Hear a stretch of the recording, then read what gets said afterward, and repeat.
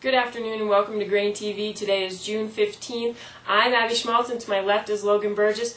Logan, let's jump into the quotes for today. We got corn, old crop corn down 19, old crop soybeans down 6 3/4, Chicago wheat down 11, and Kansas City wheat down 10 3/4. Yeah, really throughout the week we did see the grain complex move lower. That was continued in today's action. And if we take a look at open interest throughout the week, we saw it decline across the grains and really quite substantially in the corn complex. When we see prices move lower and open interest declining, that indicates that we have longs exiting the market. And it seems like the longs were motivated sellers here this week, particularly speculative longs. Really driving this were these Greek elections that we're having here on Sunday. If the Greeks are not able to elect a pro-austerity candidate, it really opens the door for them leaving the EU, and that's not going to be supportive of commodity prices in general. So I think this week longs were exiting in droves and really pushing prices lower here. Kind of another thing weighing on the complex in general, or another fundamental factor that we saw come out today, was some numbers out of Informa. Let's take a quick look at what we saw come out from Informa today.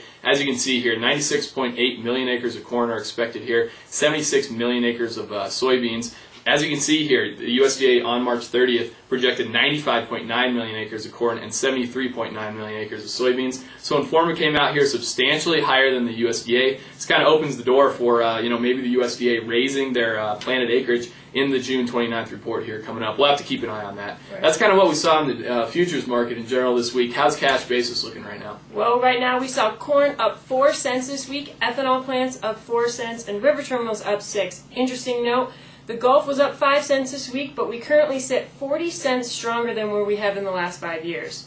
On the soybean front, we were only up 1 cent across the country, relatively mixed.